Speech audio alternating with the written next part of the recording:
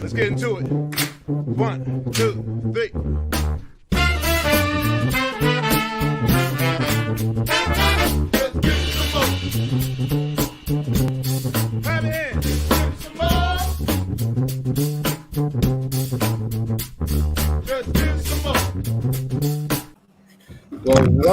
Well, welcome. We are back to My Whiskey Den, and tonight we are on with the Commissioner, a.k.a. Big Steve of the World Whiskey Federation. We are just sitting here having a good time tonight. We're going to be drinking a few drinks, talking about what our greatest memories in wrestling is. Doesn't have to be WWF, could be any version, could be the backyard one you did when you were in college. It doesn't matter. What memory was the best one that you had from that time frame? So we got Benjamin Badass Eads from South Carolina and the Lover Boy who decided to show up. But Big Steve, thank you for showing up, Commissioner. How are you doing tonight? I'm doing pretty good. How are you doing? I got some Rieger this evening, which is a great local Kansas City whiskey. I've had them. I'm a big fan of them. Dave Pickerel helped them do their first release, and they're finally laying down some of their own barrels of their own version of stuff. But it was an excellent blend. So yeah, I got y'all some private stock to review in a few weeks. That is. We're working with Amanda, seeing if we can't get someone from there on. So we do it all in the same week. But I think that was the Pinot Noir finish. Yeah. Ooh, yeah. Which has an incredible nose, really nice flavor. I think y'all will be quite pleased. I'm pretty sure I'm going to be no matter what. So what? Yeah. So you have the Rieger in your glass, the one that you bottled, which is always that step up when you're going to a distillery, bringing home something special. Yeah. What do you guys have in your glass?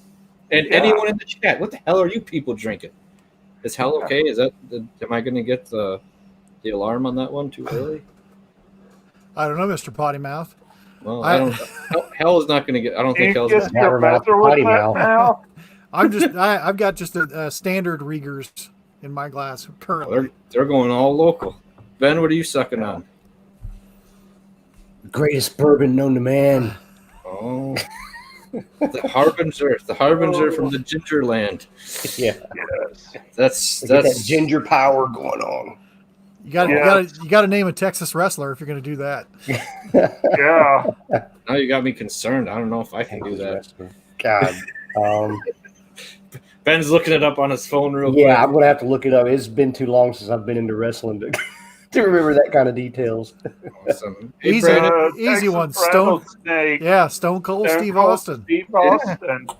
He has some memorable moments as well too. Hey Brandon, how's it going? Thanks for stopping in the chat and popping in and proving that the simulcast is working. Yeah. The first time we simulcast Facebook and YouTube, so you are proof that it's at least working on that end and better than it's working for other people because the chat hasn't been working the best for everyone. They mentioned it in StreamYard, so outstanding. What the hell do you have in your glass? And I know you're not too far from the badass down there either, so let's type in what you got going on. And anyone who is in the chat right now who wants to come in and tell us one of their favorite wrestling stories or moments they have that they remember, I'm going to put that in the chat a couple times.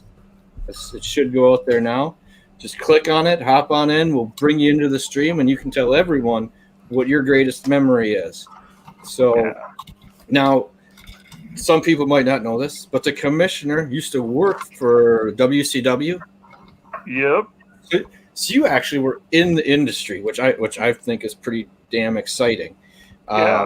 Since you're the guest, let's start with one of your favorite memories in wrestling history, because I'm guessing you probably have way more than we do. But let's start with one, and we'll work it around the room. Probably, watching Mick Foley fall through that cage. Yeah. That was just sin. And the amazing thing was he came out in a later match on the same pay-per-view to do a run-in after he had basically broken everything in his body. falling off the cage the first time and through the cage the second time. It was amazing because he said afterwards that he was just asking Terry Funk over and over for, did I use the thumbtacks I brought out? Dude almost dies, and he's concerned if we did I forget to make it more dangerous. Yeah.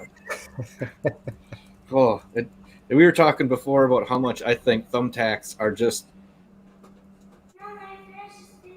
like I'd rather any 2x4 from Duggan. I don't care, man. I don't want to land on thumbtacks like he fully. I remember Triple H had a match like that where that was getting used. People were getting slammed into those, and I'm like, oh my god, that F that. Yeah. I'm not that would be where I draw the line. I'm like I'm horrified of snakes, and I might rather be bit on the arm like Macho Man. Doesn't matter about the C4. Oh. C4 fine, the barbed wire, it's okay. The barbed wire baseball bat, bring it on. But I draw the line at the thumbtacks. Well, I wasn't bringing in the Japanese stuff that he did.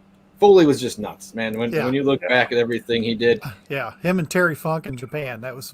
But he all put his I body know on is that he's longer the than sweetest guy. He's just like the sweetest person. Very kind, just, giving, and a good guy. And he listens to Tori Amos before his matches, which I don't know how that works. Well, that would piss me off too. Yeah, that would not your normal hype up music that you would have before going out there. Be even funnier if someone set that up for his intro music one of the times. What the heck? You're trying to get into some kind of piano zen mindset. So get you in the right frame of mind. What years were you at WCW, Steve? Probably 94, 95, 96. Okay. So, all right. I'm not exactly sure when this happened. This might have been there, and we were watching. It was me and my friend Mike. He lived in Omaha. And we'd call each other and talk to each other on the phone and watch wrestling.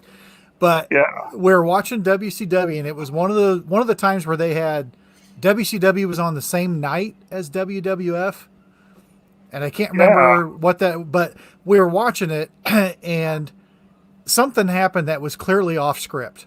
Like it wasn't supposed to happen. But it did, and I'm pretty sure. I think it was. I'm trying to remember who was the announcer with Bischoff. Tony Schiavone, Mongo. It was a little guy. Might have been Tony Schiavone. So anyway, something happened. It was off script. Yeah, like, and Larry Zbyszko. No, I think it was Tony because it was a smaller guy. But anyway, something happened that clearly was not supposed to happen. And he goes, it was live, and he goes, what the fuck just happened? As soon as he did that, Bischoff goes, golly, gee willikers, people. Jeez Manitli. And he starts going on. And I've thought about trying to find that, but I know what happened. I know my friend knows it happened. We saw it, we're like, did that really? Yeah, that just happened. And it was live on here. The WWE Network probably censored it. By now. And that's fair, but someone's got a videotape that they've posted somewhere. Everyone likes that moment when things go off the rails, and you're like, "Holy shit!" Yeah, that was not supposed to happen.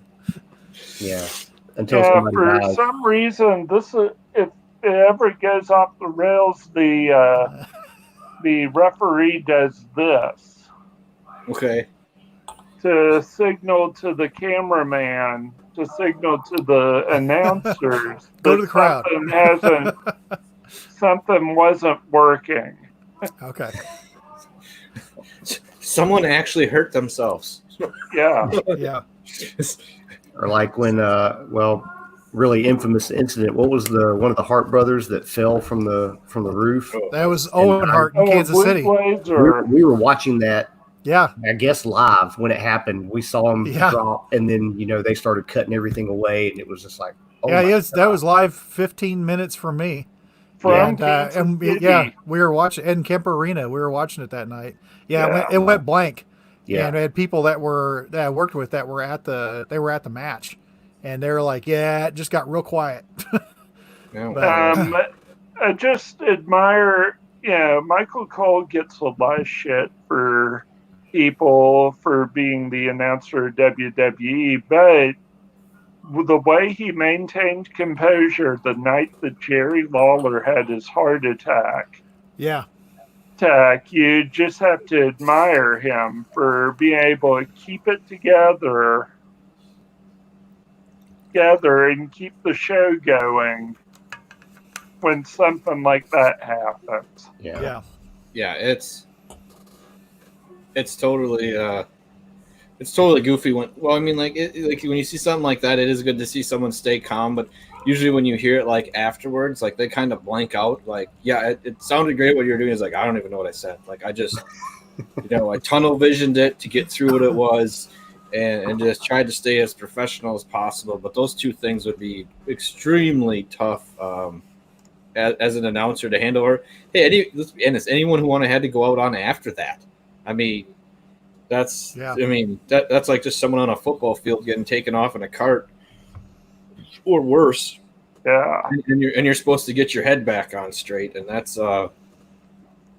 pretty vicious. Yeah, in my mind. So, Mike, what's something you remember as one of the best moments in WWE or whatever wrestling history? I keep going with different names, and I remember that they, different things come in and out over the time, and we always watched All Star Wrestling when I was a kid, and that was back, Bulldog Bob Brown and Handsome Harley Race, and but my favorite wrestler growing up and probably still is Bruiser Brody. And I remember watching Bruiser Brody take a steel chair sideways to the forehead. and after, reading and stuff about after, I mean, his forehead was meatloaf anyway from all the cutting and everything else. But I remember seeing that, and it was like, I'm pretty sure he really took that to the forehead. and he probably did. I have no doubt that he probably did. But that was just like, okay, this one's a little different. Yeah. Ben, you got one that you remember? Yeah, I was probably when I was the most, I guess, intense in following wrestling, about 7th, 8th, 9th grade, right in that time period. But I was a huge Jake the Snake fan, and he was having this big duel with the Earthquake, and there was this match where he did something to Jake, knocked him out. He I think Damien was the name of the snake, drug him out in the bag in the middle of the rink, and did his classic climb up onto the turnbuckle and jump off onto the snake, supposedly smashing the snake inside. And I was just in shock and all, like, no, you can't do that to Damien. I would not have remembered that. I remember Earthquake a little bit, and I was not. I'll be honest, I was not a fan of his. I didn't think he was one of those wrestlers I didn't think was overall exciting or have a great shtick. Like, I get it, but yeah, he's a heavy guy who can jump. In honor of Rex, he sported a good skullet though. Sorry, Steve. If you want to see like a match that's the bloodiest thing I've seen in a couple of years, there's a pay-per-view called All or Nothing. Double or Nothing, and it had Cody Rhodes and Dustin Rhodes, and it was a freaking bloodbath. I don't remember that, but I was going to say I can see how that would be pretty vicious. I was going to say that. Yeah, this was only a couple of years ago. I mean, it's like a newer promotion, AEW. They have a TV show on TNT now on Wednesday nights. Okay. How mobile is Dustin? He's been in it since I was a kid. I mean, I met him in like probably 94. Nice guy, biggest redneck in the world, which surprised me when he became Gold Dust. Yeah, that was so funny though. I'm going to be the most effeminate thing that you people hate. Yeah. I wouldn't have seen that at all, especially like you said, if you had the super like kind of redneck quality about him, being like, let me be the direct opposite of who I am at this moment in time in my life. But credit to him. Supposedly, he actually considered getting breast implants Oh my god! at one point, just to push the gimmick as far as he could. Yeah, but what size? Doesn't matter. I mean, Dad never needed breast implants. He had some. But I mean, you're talking 75-year-old grandma, or are you talking? Because Yeah. you could take this a couple of ways. No one's getting breast implants to be like a 75-year-old grandma. No one's getting this tag. Gold dust would. Yeah. But it was around that time I think Marilyn Manson was sporting the man boobs. Yeah. Yeah. So how mobile is Dustin now, though? Is he? Because he can get around much. You can tell he's getting older, but if you watch the match from Double or Nothing, he can still go. Huh.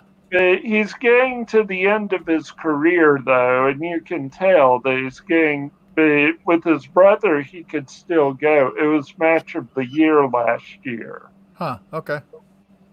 That's cool. That's cool. Give me 1 second here. And I think it was a 6-star match from this guy named Dave Meltzer. So it was a great match. I mean, something you should really, if you want to dip your toe into what they're doing currently, it's a good place to start. And I haven't been too much into the more recent stuff. I mean, a couple of years ago, I watched a little bit again. But one of my favorite matches when I was a kid brings me back to WrestleMania 3, and it is not the Hogan Giant match, which I do remember, and I will give credit to, because that was pretty sweet to see this two of them facing off at each other. But if Andre had been more mobile at that point, it could have been much more exciting things. I think at that point they brought him to the ring on that little train car, because basically he was not in the shape that he could do what he used to be able to do. No. But it was Macho Man versus Steamboat. And I love Macho Man versus Steamboat. That's a classic. And personally, I think that Hogan's garbage. I agree. I was never a fan of his. He's too gimmicky. Everything. Yeah, I just when I met fingers him, up, fingers down, fingers up, fingers down, fingers. Yeah. Yeah, when I met him when I was 8 years old, he was just an asshole. I was over at my friend's birthday party, and her dad was the Iron Sheik, a guy named Khosrow Vaziri, who's a great guy. I remember the Iron Sheik.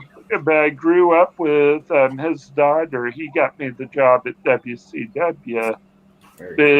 Khosrow had a couple of people over. I don't remember who else, but I remember Hogan being there, and he was just drinking a beer and not wanting to be disturbed by all these kids that came over.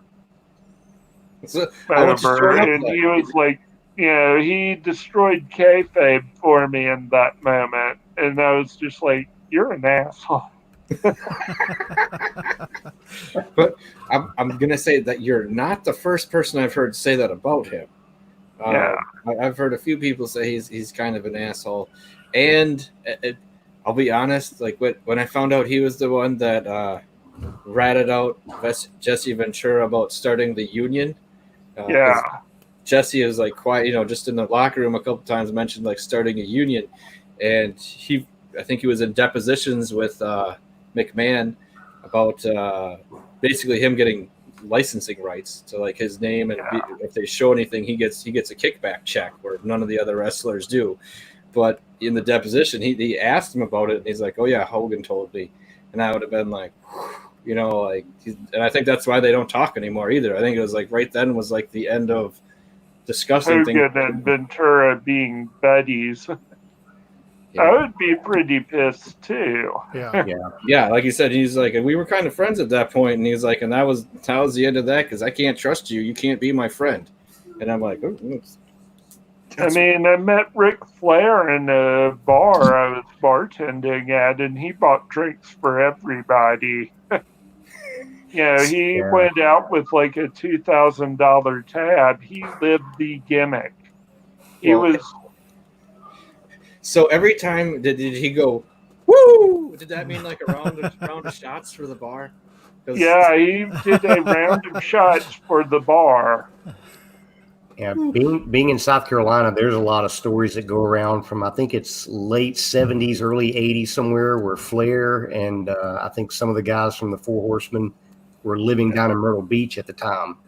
And they would hang out at the bars out there all the time. And so a lot of guys would go in there and they'd buy drinks for them. And of course, they get to like, hey, you're Ric Flair, man. Let's go at it right here. And, of course, they would always try to talk them down like, no, let me buy you a drink. But occasionally there'd be the guy that just wouldn't hear it. And like, all right, let's go, man. Slamming tables, just, a few quick rounds. Guy was out and done. And hey, it's sort of like when I worked security at Lakewood Amphitheater. I did a Sepultura Pantera concert, and Judah was in the mosh pit kicking the shit out of some kid. And I pretty much got over him, stood over the kid, and dude kicks me in the nuts. And I was like, you get one for free. And the rest of the things will cost you. And then he did it again, and I pulled his nose ring. His nose ring. Sorry, that's like right out of a movie. That's like, hey, he sued me, and I was like, they did like the court thing, and he was like, so why did you do it? I was like, he kicked me in the nuts. I told him to stop. I told him everyone gets one for free, and he took a second one. I took his nose ring, and he was like, oh, case dismissed. The judge was just like, you gave him more than ample time, and, I would have pulled his nose ring out at the first time. It's always nice when you have the judge that's like, oh, well, he was nicer to you than I would have been. You just be happy. Just be happy you're walking out of here. I'm ready to award him $500 because you're an asshole. Yeah. Yeah, he gave that kid a concussion, so he kind of deserved it. That's definitely another thing. Because I think anyone knows, if you're in a pit, man. My one friend has started running a bunch of shows here in Green Bay to kind of bring the music scene back from, because it was pretty much dead. Tom Johnson, we'll bring him up as Damie. Tom Johnson Productions. He brings a lot of bands through here, and the Lyric Room. It's a small place, maybe 250 people. But he's like, right at the beginning of every show, he's like, we're here to have a good time. If you're in the pit and someone falls down, pick them up, get them up right away. Let's not have anyone be hurt. We're here to have a good time. Not injure people and send people home to the hospital. That's bullshit. Yeah, it's all about fun, and they weren't having fun anymore. So, that's when the person who, when they finally do get up, then they're angry. Then there's retaliation that happens. Yeah, and I was just like, no, I need to get him out of the pit. Yeah, I'm in the middle of this, and it's like a freaking maelstrom going around, and I'm just like, no, I need to get him moved and get him at least backstage somewhere where we can have a doctor look at him. And he did go to the hospital. Yeah, that's no fun. That's total. That's no fun. Yeah. Especially if the band you wanted to see didn't even come on or something like that. It was like the second band in the evening, and you're like, I didn't get to see anyone I wanted to see, damn it. Yeah. And that show was cool because there were like 5 bands. And one of them was just Sepultura and Pantera members jamming together. Oh, yeah, see. Yeah, no one wants to ruin a night, and that's happened. I was gonna say I've been at a few wrestling things where someone almost ruined the night. Someone in the crowd was too mouthy or something else. You could see like almost the crowd turn on the guy who was in the crowd for being a dickhead. I've been at a place where that happened, and my brother's friend. It was a wrestling thing at my arena. We did like a little promotional show for like a PR class we had. So we had the wrestling thing in, and my brother and I were into it. My brother's friend was, but my brother's friend Rusty is a big dude, and he's a weightlifter that goes to like nationals every year, or used to. So this guy that was being a dick, like he stood up and yelled at him, and he was like, just we're past the 5 minutes. Just sit the fuck down and shut up. Like to the guy, like everyone else is here trying to have a good time. And the guy turned around like he was going to do some. Rusty is a big dude. He turned around. All of a sudden, the guy just sat back down in the chair real quick. And I was like, I guess I'll stop being a dick. But yeah, it sucks when there's someone there that's going to ruin a show or ruin an event. And you kind of have to try to fix the whole thing before it happens. Oh, hey, I've been advising my friend who's an actor, does like stage and local movie stuff, to watch wrestling promos to learn how to control the crowd. Yeah. I think that like watch Ric Flair, The Rock, Stone Cold Steve Austin, just the way they present and can control the crowd. Yeah. That's awesome.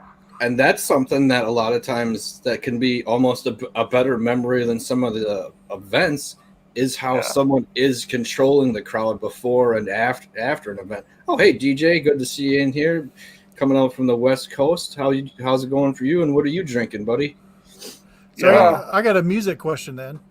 What's all right, everybody's favorite entrance music for a wrestler, but not the music where it is them doing a whole catchphrase, the actual music for the wrestler?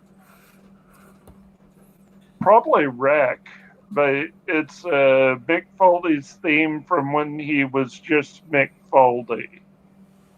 It's like a car crash and then da da da da. This is tough because I like The Rock from when he was newer.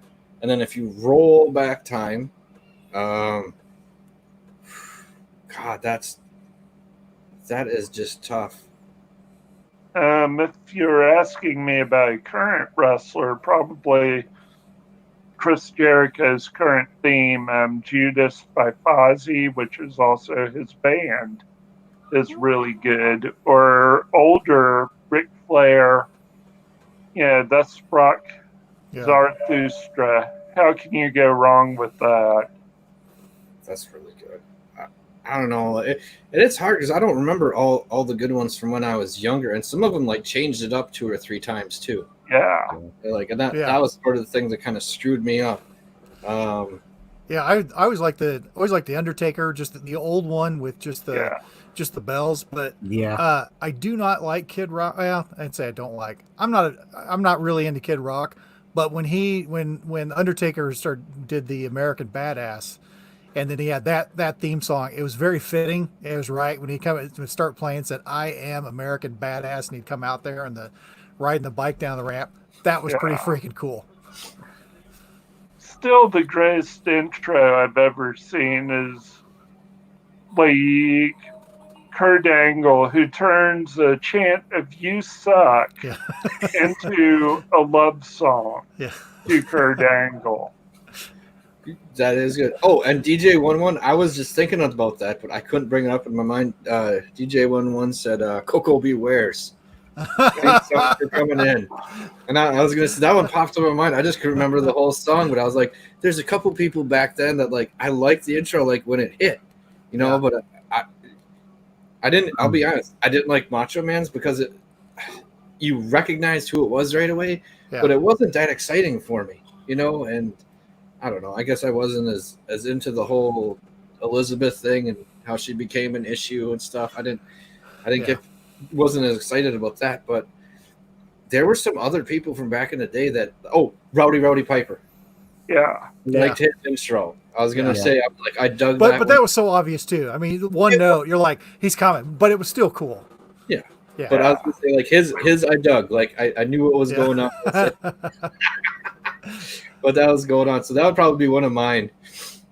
Do you have anybody you remember that were like kind of at least like you heard it and you remembered who the hell it was? Like right away you're like, oh, I know who this is. Wasn't there Demolition had a fucking animal? Demolition. I don't know. Demolition had a good one. Legion of Doom had a good one. That's when what I was the Road Warriors. That's what I was thinking. I was thinking of Hawk and Animal. Yeah, I got those wrong. Remember, I do remember Demolition. I remember and Hawk and Animal. I think they both had like a decent little intro, like get excited for it. Yeah, yeah. I was gonna say Road Warriors, Legion of Doom. Austin had one where it was bang, you glass breaking. Yeah. You, all of a sudden, people are up, and you're like, yeah, you're getting excited with it. So, all right, then another question. Then, best entrance gimmick, or your favorite one that you can think of when somebody came through. I mean, there's a lot of them because there's some of them that are just so well thought out and stupid. I mean, I know it's you couldn't do well. They'd probably do it now. You couldn't do it now, but the Godfather with the hoe train, that's pretty freaking funny. I love the Godfather. We'll wait till after we go around with this, but remember to come back. I have a good story about the Godfather. So, cool. Yeah. It's time once again to get aboard the hoe train. Oh, DJ 11 calling out Rock and Roll Express, Big Steve. You and I were both Midnight Express fans. Oh, geez, yeah. I remember that too. That's nice. I dig that. Yeah, check out my Facebook page. I got a picture with beautiful Bobby Eaton on it somewhere. Got pictures with Harley Race. And you gotta love the boss. I mean, Harley Race was the man. Yeah. Mm-hmm. And he was in one of the best matches I've ever seen, which was 83 Starrcade, an hour long. Yeah. Oh, yeah. Oh, there's my friend Mike that we used to watch Wrestling at Night together. The New Age Outlaws. Yep. I think it could still do that one. Yeah. Ladies and gentlemen, boys and girls, children of all ages. Yeah. That was fun. DJ 11 was saying Andre the Giant just going right over the top rope. Yeah. I dug that. Hey, DJ 11, where are you drinking? He is drinking some Elijah Craig Barrel Proof. Oh, nice. Yeah. He's having some awesome stuff. Yeah. That's a little hoity-toity. I like it. Pinky's out. Yeah. And he also brought up one that I would agree with. It was memorable. It's Hacksaw with his 4x4 coming out with that. Entrances, like I remember the Junkyard Dog coming out with the chains, and then and going around on the ground like that. I was like, there's some stuff back then that I really dug. I like the one back in the days with the NWO when Sting had the whole crow. Yeah. And he would just appear up in the rafters or suddenly drop down in the ring. Yeah. When I worked in WCW, it's always interesting to see like Jake the Snake back in Gorilla, which Gorilla position is where right before they come out. Okay. And he would you could see a change. He'd be smoking a cigarette. He'd drop the cigarette, step on it, and then his whole visage would just change as he walked out to the ring. He wasn't listening to Tori Amos, was he? No. And I think you came up with a good one, Steve, before where you were saying like Kurt Angle when he drove in with the milk truck. Milk truck. Yeah. That's fucking awesome entrance. Yeah. Goldberg always had a great. You gotta give it to wrestling fans. They're the only people in the world who will just chant, "You suck at it," and it's a love song. Yeah. I think I was at one when I don't know who was. It was one of the times. It was in Green Bay, and I went with my nephew, and Vince McMahon was like, getting fired. He was getting like kicked out of the company that night. Like he was getting retiring or whatever. One of the 30 times he got kicked out or some shit. But like me and my nephew started I don't remember what we started. Everyone else was chanting, giving him shit and stuff, and I'm like, really, like this whole thing wouldn't be happening if it wasn't for him. And we started to chant, "Thank you, Vince." So like after they started going, "Fuck you, Vince," "Fuck you, Vince," then all of a sudden it like kind of changes, like, "Thank you, Vince, thank you, Vince," and then we did the na na na na na na na, hey, goodbye. And I was like, hey, we started that shit. How good does that feel when you get a whole arena to kind of go around with your chant? Like, that's fun as hell. I'm like, that's half the fun of going to a wrestling event, is having everyone be all excited and half nuts over what's going on. Oh God! Talking about a great intro? Who are the two guys? They're supposed to be like brothers from Australia, or what? The Bushwhackers? Luke and Butch. I'm just gonna say, man, you look partially like you could be part of the team right now. I think they had a cousin for a while. Oh God. Yeah. I also like Big Boss Man. Oh. Yeah. Yeah, and he stuck with that, which I dug for a bit. Just go ahead. The thing is he really was a corrections officer before he became a wrestler. That's the best way to stick with the stint you have is just stick with it. I dig that. He just didn't turn in the uniform one day, and that was that. He had the big feud with Ted DiBiase? Yeah. A long time ago. Everybody did. I liked Ted DiBiase as a EM fan. I thought he was great where, everyone's got a price and he's buying people off left and right and flaunting money around. I liked that. I mean, I hated him, but I liked him for doing it. That dude's got a huge head. Little kid. He actually had this one thing where he had a little kid and it was like, I bet you can't bounce like a basketball 12 times or something. Yeah. And then it's like he got to the last one and then he kicks the ball out and the kid just loses it because he forgot that, supposedly forgot that he was told he was getting paid to do it. And he just totally loses it on there. It just made Ted DiBiase look like the worst human being in the world. That was great, isn't it? 10, 11, and he like kicks it out, and everyone's like, "Oh!" Which the funny thing is Ted DiBiase is actually a really nice guy, and he's a minister now. Yep. Yeah, so he's doing good things. Yeah. He had the thing where he fell out of it, and then, like you said, like he brought himself back up and was doing some great stuff for people. Yeah. Spinning back around just to the whole train thing. Vaguely related to wrestling. To bring it back to the Ho Train. Yeah. Vaguely related to this. Rusty, that my one brother's friend again, who I was friends with, he's working on a roof, and he owns the roofing company. He's doing work, and he gets a call on his cell phone. They're like, "Well, we need you to come in. We need you to come into school. Like your one son's in trouble." And he's like, "Really? Is it really important? Do I have to leave? I'm in the middle of a job."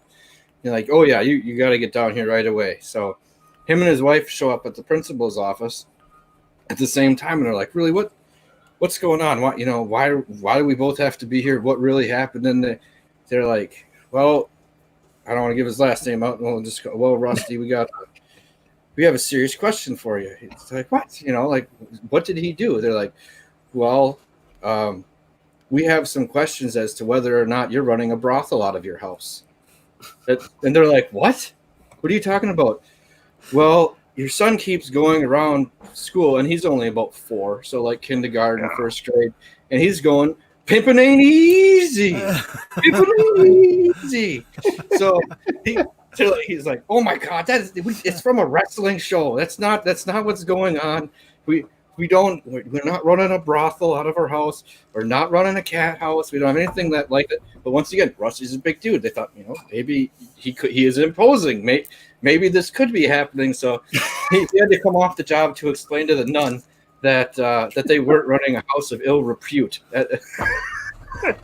That's awesome. So I was like, oh, that's a weird way to tie that in, but it was a funny story. I'm like, I would hate to have to try to go to school and be like, really, this is why we're here. This is nothing. It's not easy, Sister Margaret. Yes. Yes, sister. Pimping is not easy. Pimping's hard. So, I'm not going to go down that path. I'm just going to leave that alone. Let that go by. But yeah, so we'll bring it back to actual wrestling. I got off track. That's just because I couldn't believe that happened when he told the story. I was like, oh my God. That was the greatest thing that I have ever heard. We had to go there for a minute. So, Big Steve, as far as live matches that you've seen, what's your most memorable? Seeing live, probably a Ric Flair versus Sting. Ooh. Or just because me and my grandfather went to Starrcade '83 seeing Harley Race versus Ric Flair, 60-minute Iron Man match. Back when they actually had 60-minute matches. Wow, that's a long time, man. That's just just being and under. It was bloody. It was violent. It was just beautiful.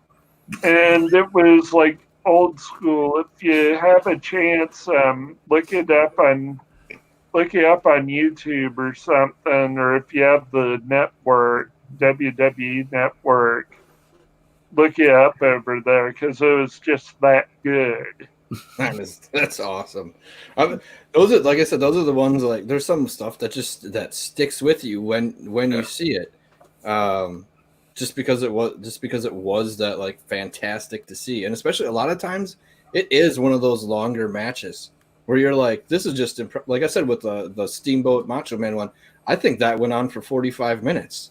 Yeah, like, it was a long match, and they were both like going off the top rope and doing like the the little rolling packages and shit like that, and kicking out. And I'm like, well, these guys are hustling. Like I would be exhausted already from what's going on. It ain't over till somebody goes through the Spanish announcer's table. Hey,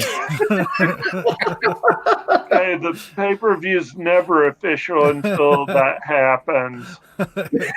Right through the Spanish announcer's table.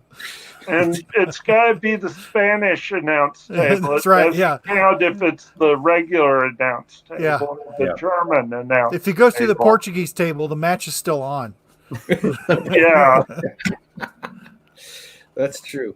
For all those people in the chat, if you have a memory, like we were talking about before, that you remember some from when you were younger, or a story or some kind of fun that kicks the gears for you, I'm going to put the StreamYard link out there. Hop on. We'll bring you on. You can talk about it. One other goofy thing I have is my uncle, who was big into like actual wrestling and helped teach me a little bit about stuff, and just lived further north than we did. His second marriage, he married this one lady, Sandy, who was cousins with Bret the Hitman Hart. And, like we didn't, just thought it was exciting when there. But they met because my uncle was teaching her kids wrestling, and she was no slouch either. Like both her sons were state champs. And I remember we were going over stuff like at a family reunion, and I was talking about it, and she's like, all of a sudden she just broke me down. She's like, okay, just do this. And she put her, like get your arm underneath here. And she's showing me, she's like, and then when you're doing it, put an extra little torque on it, and you can make it feel like their shoulders pop on a joint, and they should stop right there. Like she's giving me all this like weird. So she was in the family, and they're like, well, this is really how it happens. And she had the same hair too, which was pretty sweet. Like it's kind of the curly long hair with it. But yeah, so vaguely like 6 degrees of separation. I know Bret Hart. Yeah. He was pretty cool. I always liked Bret Hart. I did too. Only person to punch Vince McMahon, I think, and knock him out. Yeah. No, he didn't do it on camera. That's the only thing that's sad. And they actually recorded a lot of the interaction too, because guy who recorded the movie Beyond the Mat was there that night recording stuff anyway for the documentary. Yeah, that's a great documentary. I mean, even if you're not a wrestling fan, that's a good documentary to watch. I mean, that really gets into their lives and just the behind the scenes. And man, it's especially the stuff with Jake the Snake. That was just gut wrenching. I mean, I know he took an even bigger dip after that. But dear God, I mean, he put himself through hell. Well, and a lot of them did. I mean, like even just hitting the ring, like just landing on your back all the time and not landing out of it. I mean, you're really damaging your body pretty fucking good. Yeah. And the thing about Mick Foley that I like is that he even wrote it in his book, though I've heard it before, is that he would stay in a promotion for so long, and then he'd be like, it's about a year in or so, and then they would be like, they figured it out. They figured out I'm a nice guy, and they see through this, and they're starting to cheer him. And he was like, that's the kiss of death for your career as a heel when they figure out you're a nice guy. Yeah.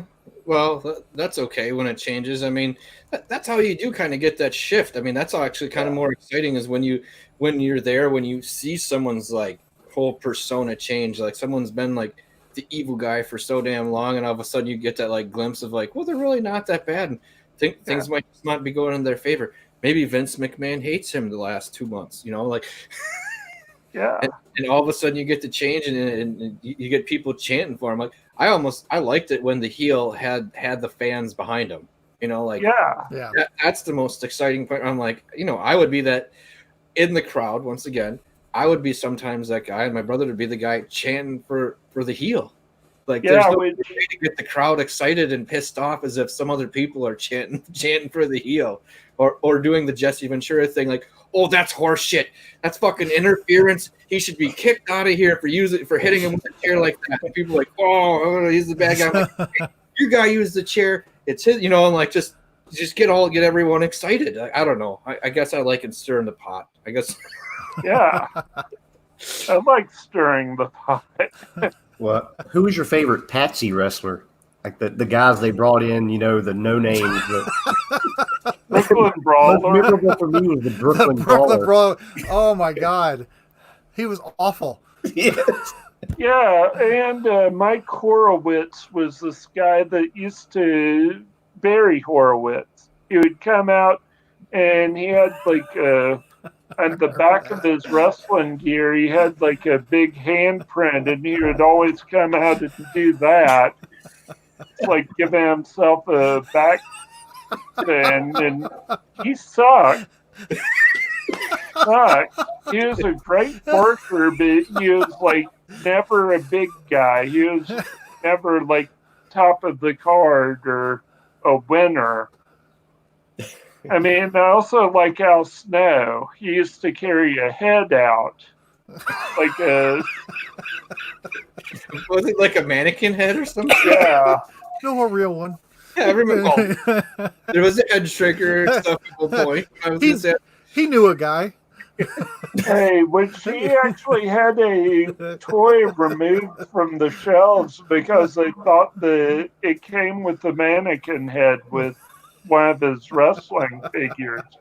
And like some parents group was like, is this promoting like female abuse or something?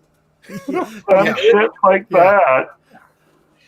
I'll just say it was weird enough for me to be like, I'm okay with him stopping do that. Like, you need to get him another persona. Like, just take him back and start over.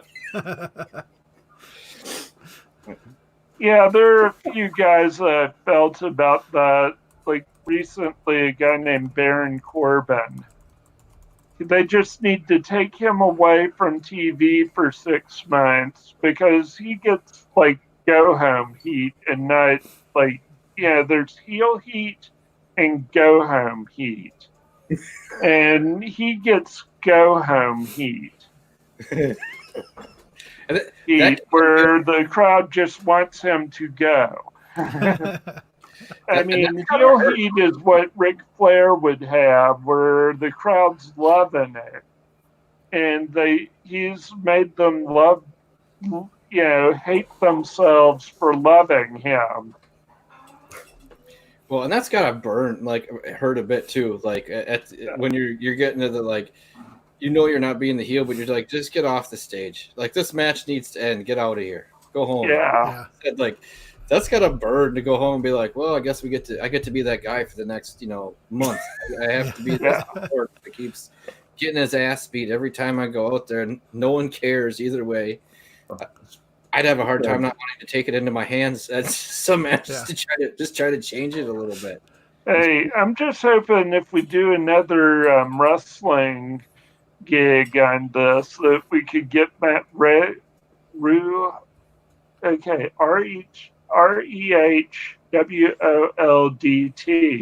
Guy from wrestling. He's a guy that runs a whiskey channel, and he was a wrestler for WWE and color commentator named Aiden English was his wrestling name. And I'd love to get him onto a stream. That would be fun. Because he's also a whiskey guy too, so we could talk to him about that. Well, and I was thinking about that, but I figured we'd get like one or two kind of legs rolling on it, and then we bring him on. That's kind of interview time with him because there's a lot of stuff in there. But like I said, there might be. Get a few in, and then maybe get him to come on because he's also a whiskey guy. Yeah, and I was gonna say, and we could talk about the half and half. Like what's your favorite whiskey? Yeah. We switch it on to. Which, by the way, what are all of you drinking now? I mean, I've switched over to some Pike Street from Minnesota. Oh, I'm still doing my first pour. I got the French Lick Weeder. Oh, yeah. Ooh. Nice. I went Redbreast 12 cast strength. Ooh, nice. If I were there, I'd be giving you a side suplex. That's pretty cool. If I was there, I'd be DDTing you, Ben, and then taking your Redbreast 12. Yeah. So I question is your favorite wrestling move, and I'll tell you mine. Mine was always the when the Undertaker changed his persona, and then he did the last ride instead of doing the tombstone. So he did the last ride, and my kids, which my oldest is now, she's 23, and my son he'll be 21 next week. But we were before they'd go to bed, we'd mess around and wrestle or whatever. But I would give them the last ride as the last thing to put them into bed. And so then it got to the point where they wouldn't go to bed at night until I gave them the last ride. And I remember my wife coming down more than once going, you got to give them the last ride or they're not going to go to sleep. You got to go. And they'd be all wound up. But it didn't matter what. You give them the last ride, slam them down on the bed, and then they're out. Yeah. We're going to bring awesome. Hey, it looks like someone has joined us. Yeah. What are you drinking? You jabronis. How dare you start without the main attraction? I'm coming after you, Lorenzo. Buddy, you don't know the kind of firepower I have in my briefcase. Hey, as the commissioner, I say it's a no-holds-barred match. I will take my cufflinks off and punch you in the face with them. You're looking sharp, Vito. You're looking sharp. Yeah. Lorenzo. Sorry, my bad. Lorenzo, you're looking sharp. Yeah, you're classing up the joint. So I portray my alter ego. Yeah, and I like it. I was asked to be the announcer again, but you know what? I just couldn't. Last time I had my hair combed like that, my wife told me I had to mess it up as soon as I got upstairs because it was freaking her out. I decided not to do that again tonight. But So is Lorenzo Carchus, is that the name you use when you're out on the town? It is. The ladies love it. I would believe it. Don't ask them to spell it. As much as Val Venus. You remember that guy? Yeah. Hello, ladies. I think Val Venus is Canadian. I think he went to school in Toronto, actually. Really? I'm almost positive. That's what that free healthcare will do to you. I just Drinking remember Canadian the Royal. Asian guy who tried to cut off his pee-pee. Oh, that's no good. When you're What's everyone going, drinking?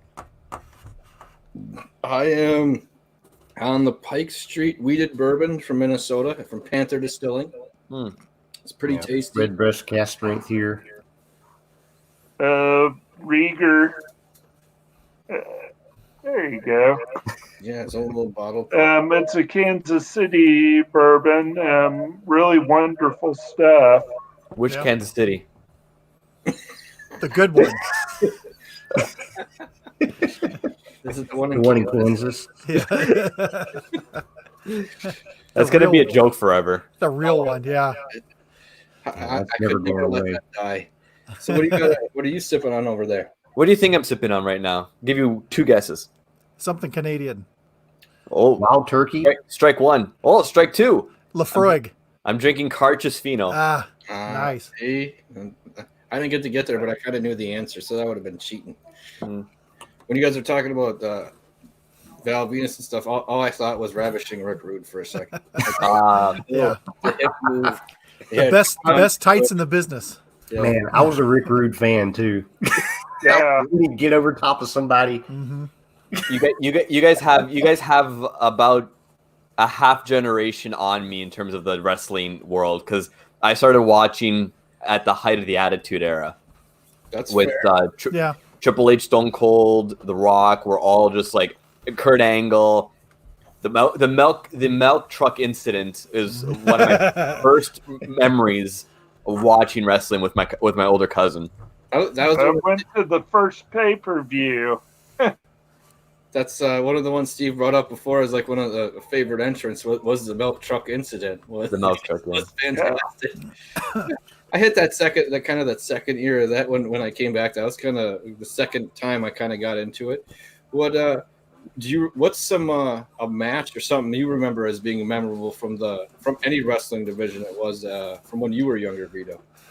Okay, so the one that always popped into my head first, I forget. I think it was WrestleMania 19 at the Staples Center. It was Kurt Angle and Chris Benoit.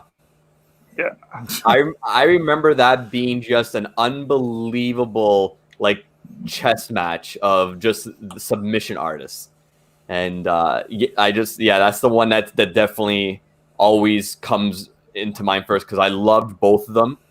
I thought Kurt Angle was just this amazing dumb personality, but he knew what he was doing, and Chris Benoit was just, he literally just Chris Benoit, not a lot of talk.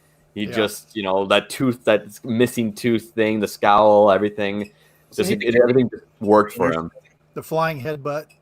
The flying headbutt. Oh my God. Yeah, I just had to show Lorenzo my shirt. You saw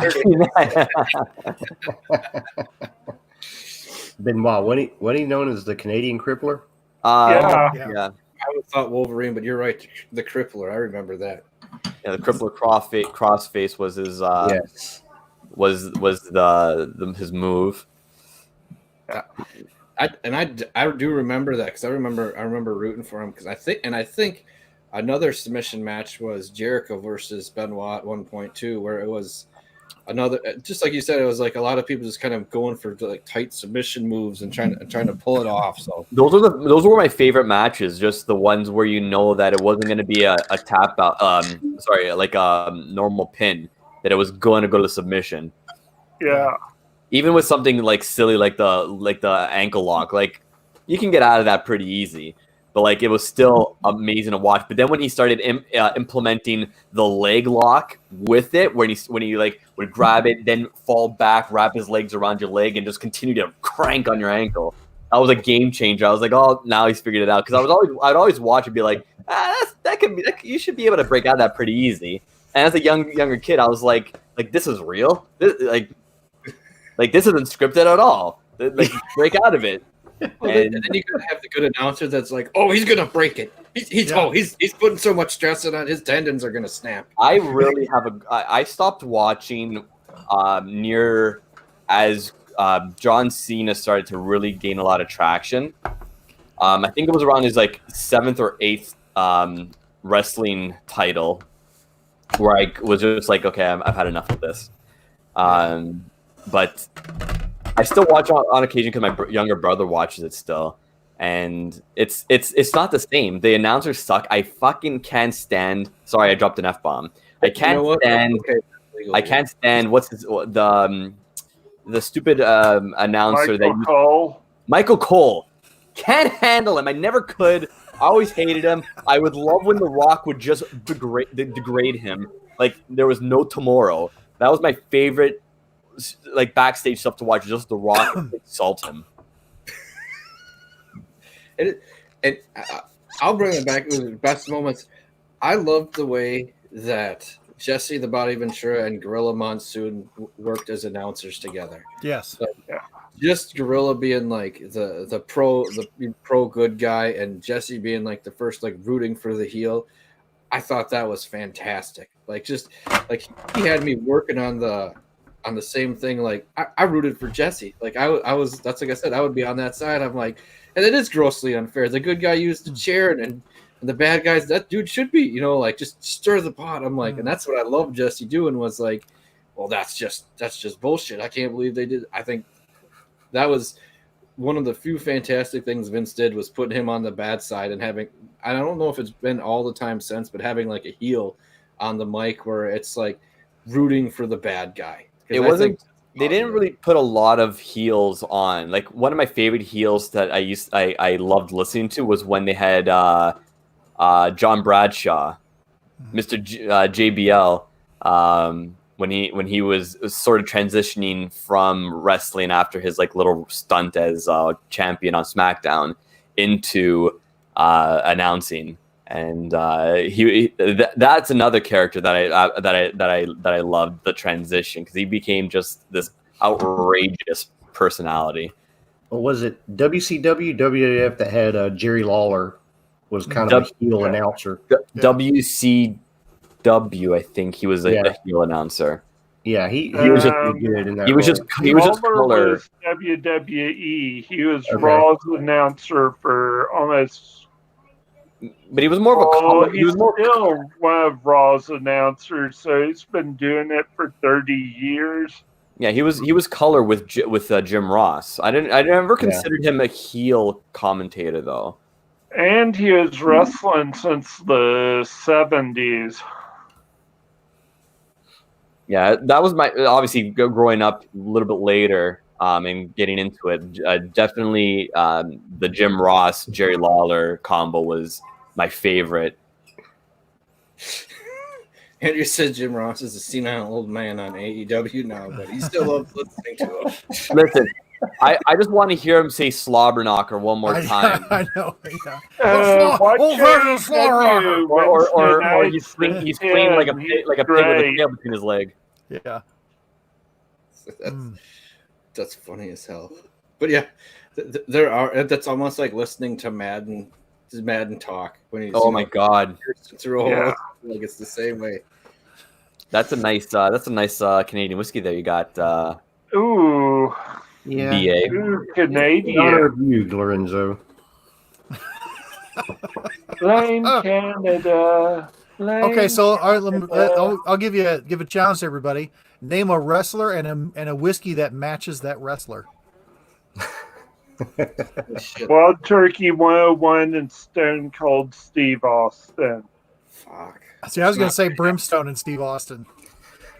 I don't know. I think the I Wild. could see that too. I don't know. With Austin being beer, I can see him being more like the budget whiskey. Oh, he hits some whiskey. That's why 101. I mean, 101 is a quintessential budget whiskey. But it doesn't slap you around. Stag Junior would be the. Well, that's true. That's true. I was just thinking of the Texas with the smoke. Yeah, the Brimstone is pretty intense. Macallan M and Ric Flair. Yes. Yeah, that would work. Yeah. And I'm trying to think of something here, and I'll have it in a second. God. Steve Austin's got it. While you're thinking, he's got a great podcast. Yeah, he's a lot of fun to listen to, and his episode on Hot Ones when he did the wing challenge, that was one of the best ones. Yeah, which Gold Dust, anything with like a fancy cask finish, something with bling on the bottle. Something like, I could see like a Hibiki Harmony or something that's very highbrow and gay. Bren, the French whiskey, and Gold Dust. Yeah. Because it tastes like cotton candy. That's true. Puffs and Jam says the Alberta Premium cast strength and Bret Hart. I can see that. I get where you're going with that. I like that a lot. Oh, here it is. Stag Junior and Shawn Michaels. It's a kick to the face. Oh, there you go. That's a good one. A little sweet chin music. Who's the Undertaker? Blackened. That isn't too far off. I'm trying to figure out what Scotch. I could see Stag Junior being Undertaker too. Just going for the last ride. Yeah. Which I almost tempted to go get my bottle of. Sadly, my bottle of whiskey is in the kitchen, so I'd have to be gone for a minute. We're not going anywhere. You can take a second. Yeah. Okay, I'll be right back then. Has a certain cheesehead made an appearance yet? No, I have no idea what happened to him. So, he's probably still shaving his body. Yeah. That boy doesn't have a hair on his body. Have you seen our live streams? Hey, we haven't seen the back, so we don't know what's back. Oh, fair. Erica might be oiling him down. Yeah, that's right. Yeah, baby oil. Undertaker would be Treaty Oak Buried Barrel on principle. That's fair. I guess I could see that. So I just brought that up. I can't. I can't. My sunglasses aren't prescription, so I can't see a freaking thing. I'm just like, that's trying to twitch. I'm trying to read, and I got freaking painting tape in front of my eyes, and that area I'm looking down between my bifocals and the tape all over it. I had to change. I had my Oakleys on that were polarized for when we shot the promo, and with that polarized, I couldn't see the computer screen or hardly anything going on. Yeah, I'm gonna go quickly change, and I'll be back because I'm trying to get a little uncomfortable. That's fair. I'm used to just wearing tank tops and sweats for the past like 58 days. So like, this is really weird. Hold on. All right. He's coming back with a cape. You know he is. I feel like going to get a robe for myself. Just for a minute. I'll save that for another night. But no, I'm trying to think of a Scotch that would go with Roddy Piper. Like, there's got to be one that totally fits that. Aberlour Abuna. That's fair. That's fair. But it almost would have to, I mean, I guess Lefroy 10 cast strength. Ooh, I would lean more towards that. I could see that. Yeah, it's got to have some peat and some heat. Yeah, that's pretty solid. Speaking of which, Port Charlotte 10, that stuff is nice. Man. Oh, you went right to the Stag. Nice Commissioner. Which batch do you got there, Steve? Stag Junior 13. Nice. Oof. Volume 13.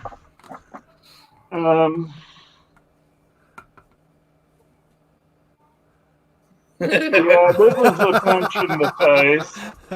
That's awesome, Andrew.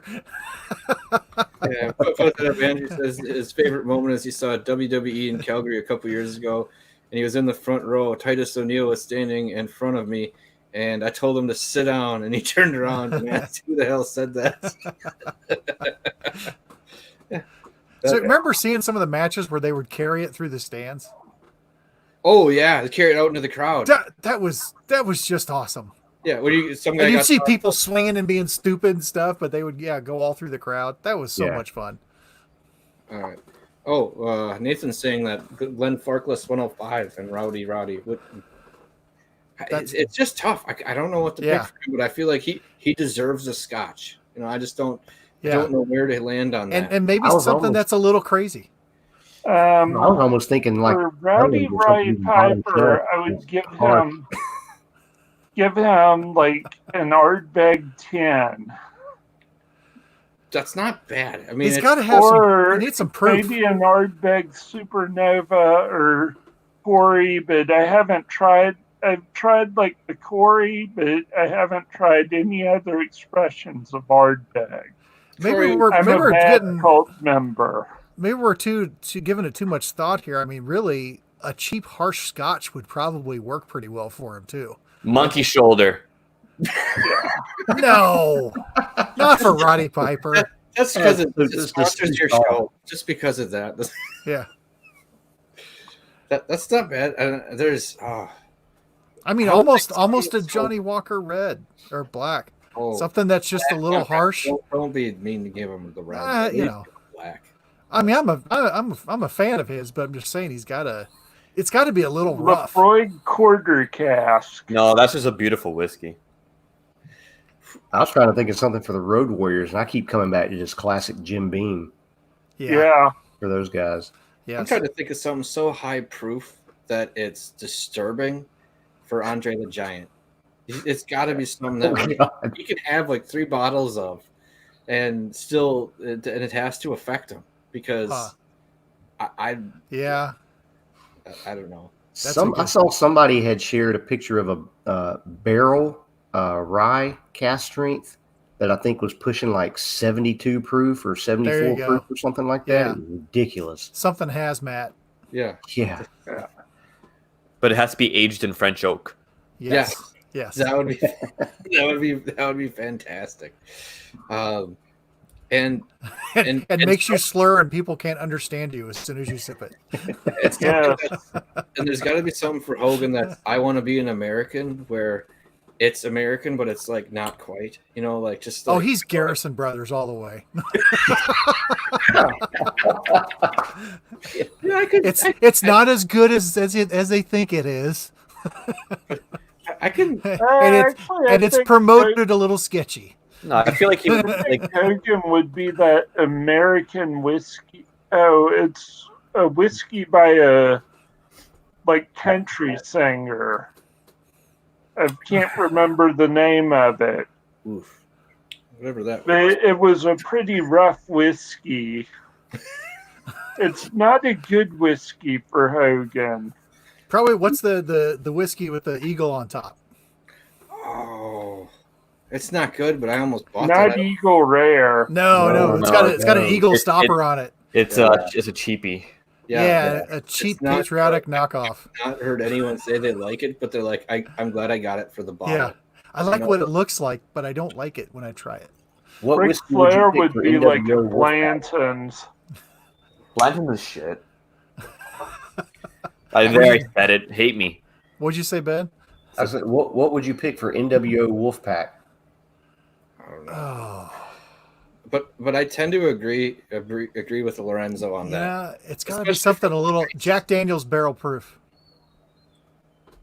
It's got to be a little rednecky, but some proof. Probably Devil's Cut.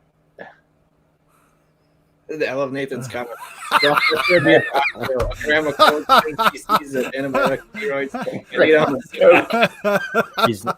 He's not wrong. No, he's pretty on point. That's funny. Sorry, it's getting dark here, and living room is a little weird because it doesn't have a light in here. We got one in the kitchen and we got one in the hallway to the living room. You're all good. Not in the actual room, so if you're having trouble seeing me. It's reminds me of my old place. You're like one of those what is it? Oh God. Oh, everyone is kind of. Oh, you did that, Mike. I thought everyone's piling on the Hogan sucks. I mean, that's Mike jumping in the chat saying it again. Hogan is Blanton's because he's overrated. Yep. Oh, that is not, and he's pretty mild and mediocre when you actually have it. Yeah. He's just kind of bland, like in the whole end of things. It's not as good as everybody described it. I haven't pulled my stag out since the Super Bowl, so this is nice. It should be. But I was going to say, like, you look like a manager back there, Steve, like kind of in the background taunting people. That was another part of the whole. You got a little Paul Bearer vibe going. I was just going to say Paul Bearer. Oh, yeah. That's not creepy. Oh, that's Nathan Clark says Hacksaw Jim Duggan would be America Bourbon. Yes. Yes. But that was another part was when the promoters or whatever the managers were around. Like I'll be honest, it's dopey, but totally thought it was hysterical. Was the Mouth of the South, and I love Jimmy Hart. Yeah. Jimmy Hart was hysterical, and when he was managing the Honky Tonk Man, that was just it was the biggest Elvis impersonation, and stupid and dumb, and it made me giggle. But to hit someone and smash a guitar over him as like a finishing move, as everything had gone bad in the matches, to beat someone with a guitar, made me laugh every time. Yeah. And Jimmy Hart's like a really nice guy. Yeah. And he's an incredible musician. I mean, he wasn't he in a 60s band? Mm-hmm. Yeah, the Gentrys. Okay. Yeah. But most of the entrance music that you hear from WWE in the 80s and early 90s was written by him. Really? And a lot of the entrance music from WCW in the mid 90s, he wrote the Hulk Hogan American Hero thing. That's awful. Yeah, it's like the worst thing ever. At the time, you got to think of some other stuff. I know. Yeah, I know. Yeah. Just like at the time, Rocky IV was okay. All right, boys. I'm gonna say cheers to you guys. I just want to stop in real quick.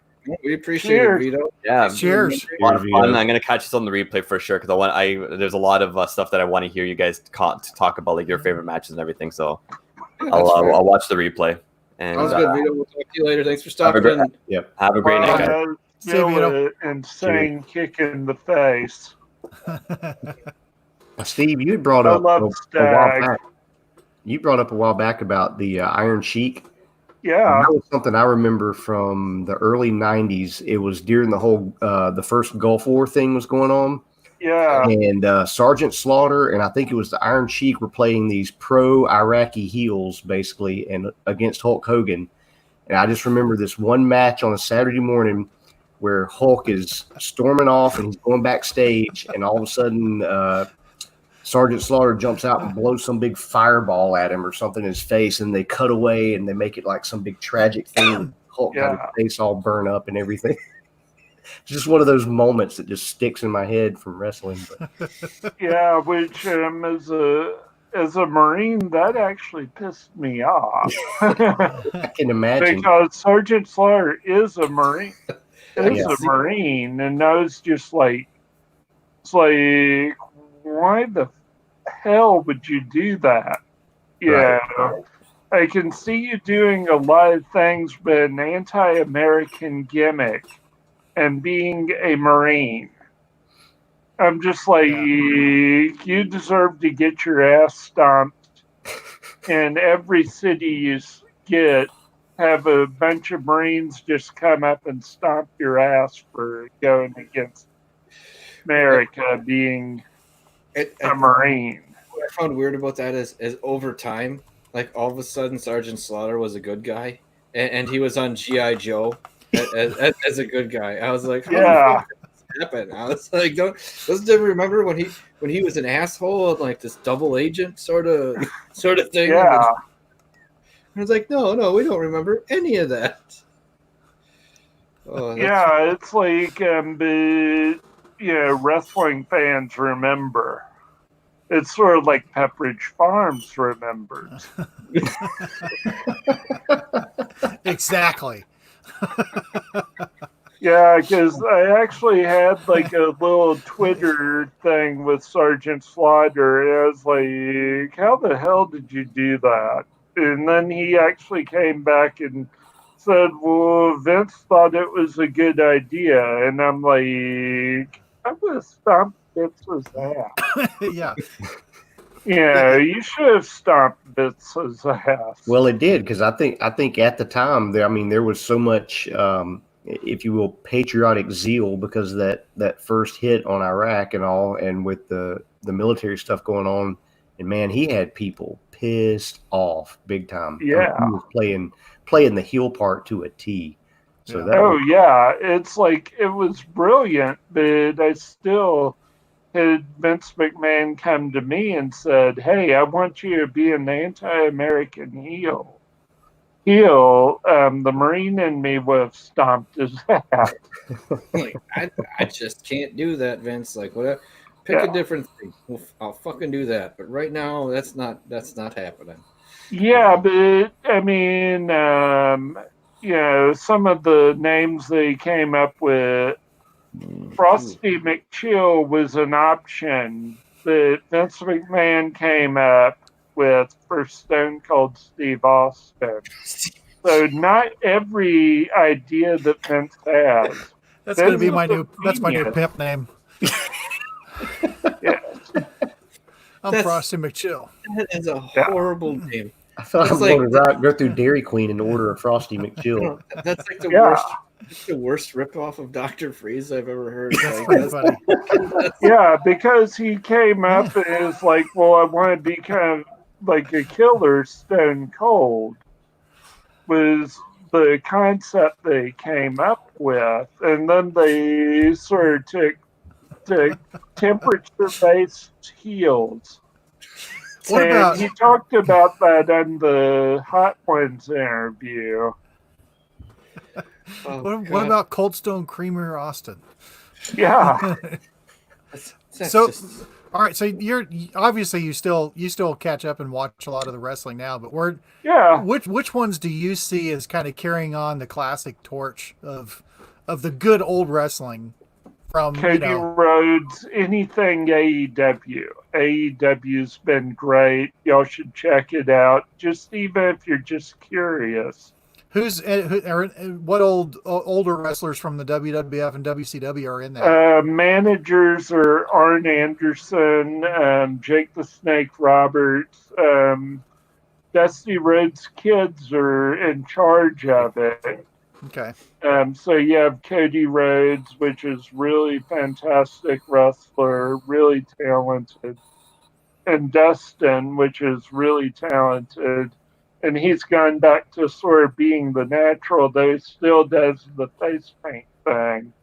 He face paints his face half red. And stuff like the Young Bucks, Kenny Omega. I like Jurassic Express for your goofy gimmick, which they have a guy that's called Luchasaurus. That's a wrestler that's lost his tail, and he wears a dinosaur mask, and it sounds stupid. No, in the best way possible. It's but hear me out. Awesome.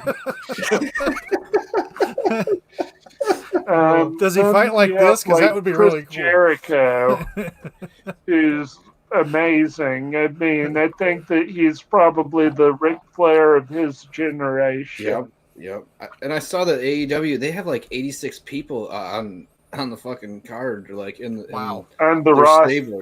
Yeah, they're and pretty huge. it's like, and they have I don't agree with this, but they have a chick that has a dick for their women's champion, and I don't agree with it. I can.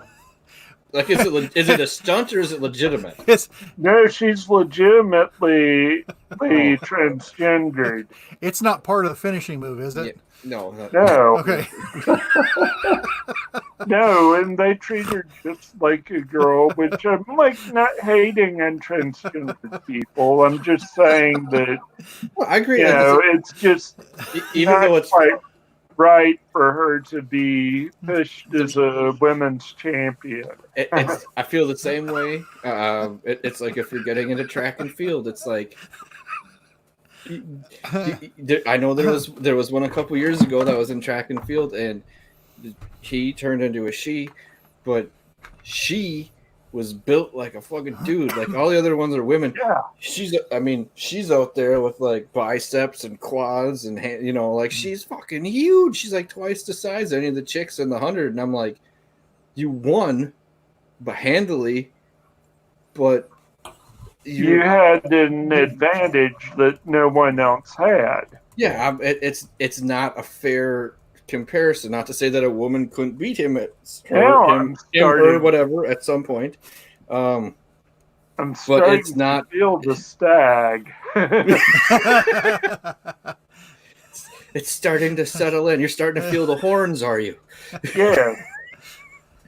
Well, the antlers. That's fair. The stag has the antlers on it. Yeah.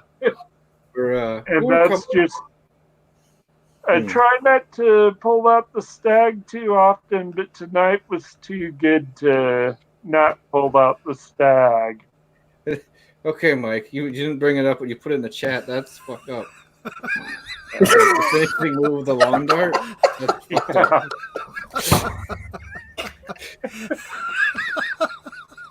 Hey, you gotta bring that up. You gotta put it up in here. I mean,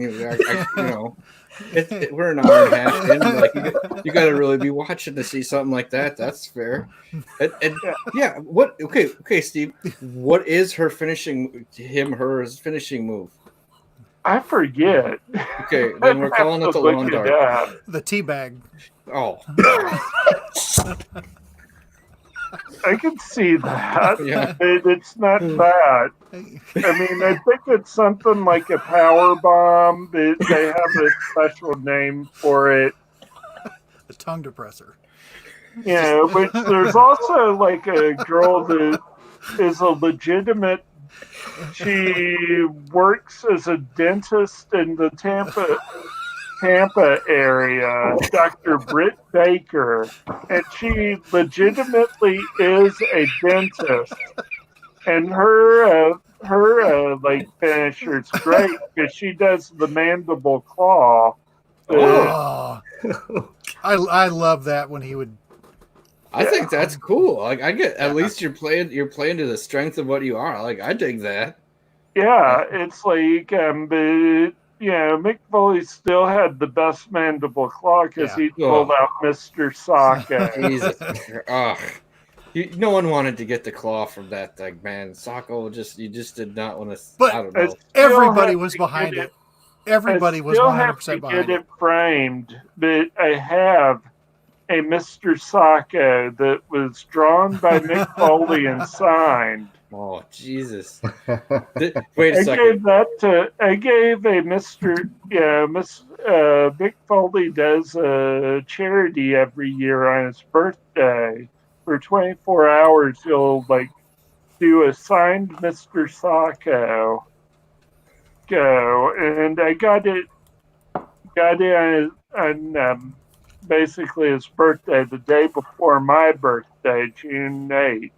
It's my birthday, his was June 7th. And last year I got one around then, and I gave it to my pastor, who's a big wrestling fan. Okay. We sit and we'll watch the pay-per-views. We'll pay-per-views are only $9 a month now for WWE. So if you get the network, so it's like we'll have like a bunch of friends over and sit around, eat some good food and watch the pay-per-views every month. Okay, with your Mr. Sacco, just for like full on like authentic purposes, it's fantastic the way it is. But did he pull it out? Did he pull it out from his crotch before he signed it? Like, did he pull it out from in there to do it? Because that's even more hysterical if he did some shit like that before he signed it. Yeah, that would be more hysterical. So, all right. It wouldn't be great if you were touching it, I'm sure, but I mean, just... Speaking of crotch moves, Steve's probably heard of this already. Who's heard of Joey Ryan? Yeah. The penis party. Yes. I put a name in. You have to look the videos up. His finisher is... That's awesome. He'll twist and suplex you with his penis. Yeah. Here it is. I won't describe it to do it any justice, but his name's in the chat. Look it up. I dig the sock, and Mike, I think you've been watching too much Pornhub. Like, I don't No, think that no. happened in real. This is one of the funniest. It's one of the funniest thinking things you've ever seen. I have it. It's called Joey Ryan's Penis Party. It gets something called Pro Wrestling Straight. It's two different videos, man. Yeah. Where the hell is Ed? All I'm feeling like from Pro Wrestling Crate, from Pro Wrestling Tees, they send you like two t-shirts a month and some wrestling gimmicky stuff. And, it's like 1 month they gave you the DVD, Joey Ryan's Penis Party. And it's a wrestling DVD, but it just goes to a very, very bad place. Hey, I'm just saying, it sounds like, like the 30 for 30. Like, he has this as the real it's his real wrestling video, and then after things go poorly, he has the same video name in an adult film industry. I'm just saying. Yeah. So his move though, like I said, he takes you out with his penis, but he's Val Venus, but real. Yeah, there's one where there was a I don't know if they would have called it a battle royal, but there was like 10 guys in the ring, and at one point he had all 10 of the guys lined up, and he took them all out with his penis. Holy crap, Mike! I'm watching this now. He takes a Mick Foley. Oh my god! Trying to find the one where there's a battle. Let me see. I'll look that up. There's about 8 or 10 guys come in from whoever Mick gets locked in on the move. That's all I'm going to say. And there's about 8 or 10 guys come in to the ring to try to like help him out, and then he just stands there and does his thing, and they all go fly. Yeah. I don't know if I can handle. All I know is if I'm Mick Foley, you better pay me an ass load of money to do this. Oh, Alan says if he'd have known, he'd have come on. Hey, if you want to come on, we got another 15, 20 minutes. But you got to be up at 5 a.m. So that's fair. But next time we do it, I'll get a hold of you, Alan. You're more than welcome to come on. Oh my God, yeah, we got to get Alan in there because it's we've just been having a good time talking shit like we discussed. So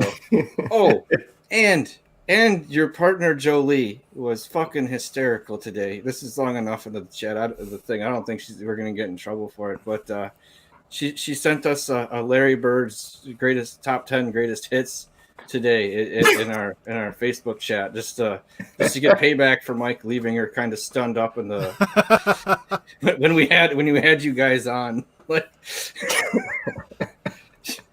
You guys have an excellent sense of humor, man. It's fantastic. Great whiskey, great personalities. Yeah. Yes. Yeah. But I don't know, man. I don't know. That's a fucked up finishing move. I can't even. Okay. I'm not watching it. I'm not watching it right now. Okay. I can't find the whole thing because every time that I've clicked, everyone I've clicked on says that it's violated terms. So here is. I'm going to put it in the chat. It's not the whole match, but it's just the finish of him taking out 11 guys. Put it up. Hey, I'm tempted. I just sent you something on Facebook. The Joey Ryan dick flip compilation.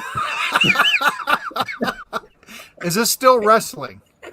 Yeah, it's still wrestling. It's nothing that would... It sounds like this guy has not hit the bottom end where this is, like I said, this is going to turn into his second career where... We got to get Joey Ryan on this show. Okay. I'm waiting for the Brazzers tag across the... We can give it a whirl. But that could be the hashtag for the next show, Dick Flip. He has to be okay with it because he's going to get so much shit about. Oh my god! But we'll try to get him on. I got no problem making email phone calls. I'm tempted to put it up. It's at the end of the video. I don't know if Vince is gonna.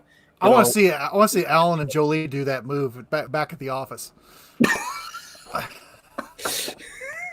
Did you put up the link, Mike? I did. I put it. It's in the chat. The YouTube link is. Did I miss it? It should come up here. Oh, give it a thing. I was gonna. Cornette's his entrance from All In is worth watching too. He had maybe a dozen guys dressed up like penises. Standing at each side, sort of like the monks would during Undertaker's entrance. It's horrible. Hold on here. I think horrible. It is what it is, though. Look, I was gonna say it sounds like Alan knows about this guy. You put it up there. What the hell? I put it on Facebook too. Oh, you beat me. You beat it to me. Look up comments. Cornette's comments. This is going to be a whole different show. I feel like this has turned into an after dark show as soon as the half hour mark fucking just broke in there. It changed what's going on. Have we crossed the line of good taste yet? Yeah, at 4 minutes and 12 seconds. Oh, we're okay. What's up, guys? Hey, what's going on, Nathan? Hey. How are you doing? Good. Glad to sneak you in here. Yeah, man. Yeah. This is a fun stream, man. So it's funny hearing Mick Karchis or whatever the hell his name was. Lorenzo. Yeah. Him talking about the Attitude Era. Yeah, that was kind of like, I think, God, I was in middle school when all that happened. And I was thinking about that and all of the tag teams that were something boys with a Z. Just drove me insane. The Hardy Boys, the Dudley Boys. I don't know how many other boys there were. The Hardys were great, though. The Hardys are still great. Man, so my highlight of that era was probably Royal Rumble circa 2005, 2006, when the Dudley Boys and the Hardy Boys had that huge beef. Ooh. And it was just this back and forth of them slamming each other through multiple tables. That was awesome. and then at the Royal Rumble, if I remember right, or maybe it was WrestleMania that year, it was absurd because Drowning Pool was the headliner, and they were like, "Get the table," and the Dudley Boys are headbanging with him, and I'm just like, "What is this horror show? What is this terrible joke?" And then at the end of it, if I remember right, the Hardy Boys ended up slamming one of the Dudley Boys through 3 tables or something stupid like that, right? It was just choo, just unreal, man. Unreal. When you bring that up, I'll say that was the Hardy Boys are one of the tag teams that I thought it went. I know the Dudley Boys' biggest thing was, get the table. But like the Hardy Boys they would go for some heights. Yes. Yeah. They took some damage in a couple of the matches they were doing, Jeff Hardy at one point, I think, jumped off the top of one of the cells for a Hell in the Cell match, right?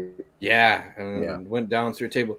All right, give me like 2 minutes. I'm gonna be right back. I got to do one thing. I'm gonna hop off. I'll be back on in 2 seconds. I'm sure the lover boy and Ben can handle being in charge for a second. We're gonna talk about penis moves some more. Oh, Yeah. Penis moves y'all throughout should the look ages. up Matt Hardy now. He's so freaking hilarious with his broken gimmick. He looks like Steve Tyler. Yeah. Okay, I just threw in a little. I had some Port Charlotte 10 in my glass still, and threw some of the French lick weeder in it with it. So 50-50. That's nice. Oh man, it made that Port Charlotte creamy as all get out. Man, I call the Port Charlotte the Octomore Light. Yeah. Because you get a lot of the same notes. It's just cranked up more in the Octomore. But man, Port Charlotte the weeder's holding up to it. I want to try Octomore so bad, but it was so expensive. Yeah, it's really hard to find in my area. I have to usually. If anyone gets some, please send me a sample. Yeah, I've never seen one in the wild. I got to try one at the Texas Whiskey Club Summit at Balcones, but there was, like, no joke, probably 200 whiskeys out on the table, and it definitely was not one of the first ones I had. So, I mean, it tasted like, I don't know, blue cheese and beef jerky. Is the best tasting notes I can give you for it. Yeah. First time I tried it, I felt like it was like being at a NASCAR race. All the notes were whizzing by so fast, and there was so much going on. It's like I can't nail down what all this is. I mean, wait, let me. I finally got to try Lagavulin, though. I'm in love. I'm in love. It's just it's love. I'll have to do that again. Yeah, maybe because it was the first one I had, but the Lagavulin 9, the Game of Thrones one, I think is my favorite. So I've had the Distiller's Edition, the 16, and then that one. And man, I just love the like creamy, like old leather kind of note to it. The creamy old smoky leather is just a beautiful, beautiful thing. I'm going to do this. I'm going to put this in a little bottle and let it sit. Adding the French lick weeder to the Port Charlotte 10, it made it creamy peat. Oh wow! That weeder held its own pretty well, and that's just in a glass. I want to see what that does thrown in there. That's I've just had the. You can still feel you can still feel the weeder above the Port Charlotte. Like I'm breathing and burping up the peat, but I have the weeder all over the inside of my mouth. All right. I put literally drops of Lafroig into what I was writing as my into what I was writing as my infinity bottle, and it just killed the infinity bottle. It's like it took literal drops to make my infinity bottle go from being a really respectable blend to what the F. I like the honest frustration with that. There's some times when all of a sudden it goes the wrong way, and it's I've killed my fair share of things. Oh my God, Steve, you did send me a couple things here. Yeah. Oh. One of them's Joey Ryan's entrance from All In. One of them's Joey Ryan's dick flip compilation. Oh my God. Okay, I'm watching the one where he just flipped McFoley. It's yeah. Okay. Oh my God. Mick Foley is an incredibly good sport for all the crap that he has been in.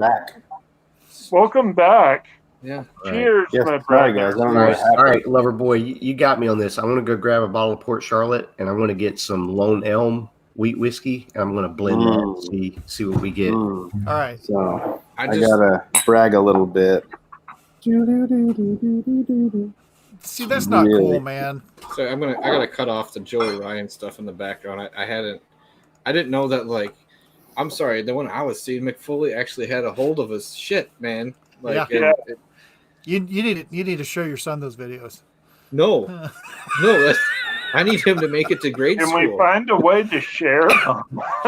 I can, but that's where all of a sudden we'll get one of those. Yeah, it'll violate the terms. Copyright infringements. That if we ever go monetized, which is 50-50, because I like doing whatever we want to do rather than having to be at the bane of people.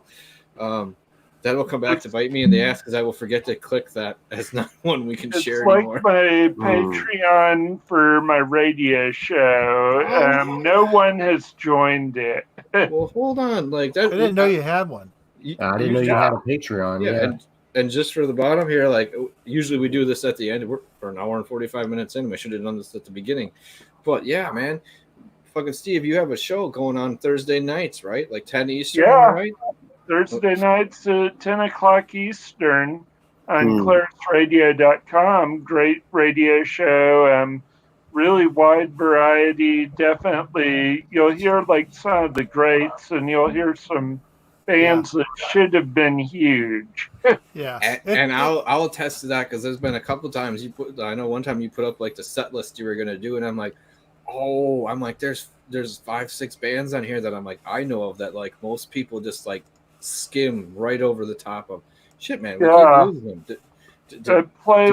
them.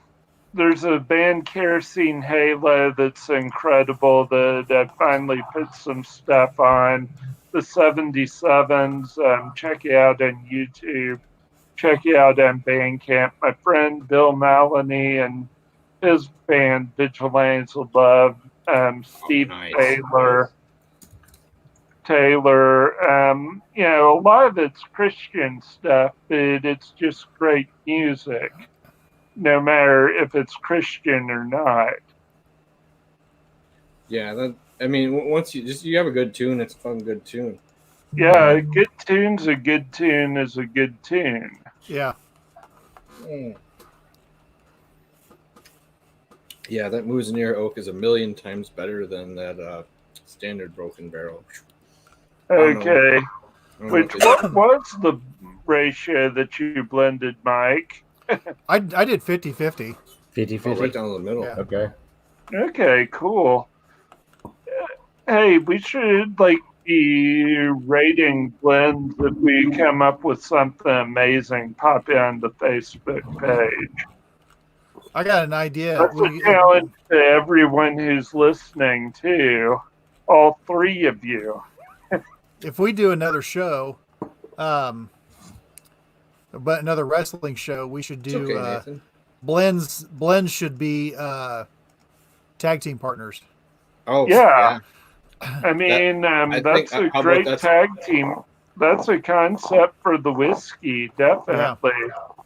Yeah, I think that should be the next show we do is tag team partners. And, I'm ready to do it. I might even pull out the Stag Junior for that. So. Well, okay, so what whiskey is Joey Ryan? Fighting cock. Chicken cock, yeah. Fighting cock. I know there's one of those out there, but you got to blend them with something. That's the hard part. Yeah, I found a bottle of something that was cock. It actually had Scotch in the name too. I put in the Whiskey Tribe forever ago. There was one called Blackcock that's still. There was, I remember, but that's that not in one. the United States. I don't think. No, it's not, and that. I don't know. I don't. I guess in trouble. I could lead us down a whole nother path. But you can blend the black cock with whatever you want. So, but I don't know. We're hitting an hour and 50. We're rolling up on 2 hours. How has that been? Yeah, that's the Lone Elm and the Port Charlotte Isla Barley. 50-50. Yeah. Oh my God, that's really good. Nice. But like I was saying, we're coming up on almost 2 hours. So So we next stream we're gonna do a wrestling stream. We'll do another one. We don't care who's out there. We just like having fun. That's the whole point. That's the whole point of the show, is having a good time. Thank you everyone who stopped in over the time frame of the couple hours we were out here. We appreciate it. We appreciate everyone commenting. And the special edition of Lorenzo Cardis, who's the champ, the heavyweight champ of the World Whiskey Federation. Intercontinental. Things could happen. Things could happen from now until then. But before we go, how about one last memory, really good memory about wrestling from each of us before we leave? All right. Ben, I'm going to make you go first. Ha. Oh, you're right, Nathan Clark. He might be the cruiserweight, but we're going to give him the benefit of the doubt. From parts unknown. Yeah. Because Nathan Clark said heavyweight. Oh, he's the cruiserweight, whatever. We'll go. He's like the Rey Mysterio's level, like kind of like where I'd be if I hopped in there. Yeah, so. He needs to be in a mask. I might get a mask for the next one. All right, sorry, I off track again. That's the problem with the show, just left field all the time. All right, I think for me, I was a big D-Generation X fan. So when they first came on the scene and seeing China for the first time, like this woman that's built like a freaking tower. Oh my God. She was legit, man. Like I remember when people were like, "Oh, Lindsay Lawless is cool," and then China came out. I'm like, "She's Lucy Lawless on fucking steroids, man. Yeah. Fucking take you down." I was concerned about her. Yeah, I mean, unfortunately, real life, she came to a real tragic end. But you know, her and Eddie Guerrero. Yeah. That's no fun. But yeah, all right, Mike. What's something you remember from So probably one of my favorite I mean, I like Mick Foley. I like The Undertaker. And that Hell in a Cell, that was a great match, but it's almost too easy. But I remember, not a huge Triple H fan, but it was the one with I think he was the Cactus Jack persona, and it was him and Triple H, and it was just a flat out brawl. And the thing is, you knew that the punishment was being given out and taken, and left it all out there. And that was something else. I think that's where I started to gain respect from Triple H, was because of Foley. It honestly, it did. It made me think better of him, just because before he was just like, all right, I don't know. It's kind of one you could tell you're a chosen one. You're going to go on and do this, but he kind of had to step up, and he did. And I got a little respect for him, but man, Foley's just hard to beat for just being able to give out and mostly take punishment. He just left everything out every single time. Ooh. I am going to remind me on the tag team partners next time. I'm going to give my the Brainbusters story. All right. Because that's one from a tag team that is legitimate and affected my life. But something else that was a fantastic match. Just to be honest, it was one of the Austin Rock ones, because it was all their talk beforehand, leading up to it. That was it was fantastic to hear two people talk shit like that. It was just back and forth, and both of them were fucking awesome at it.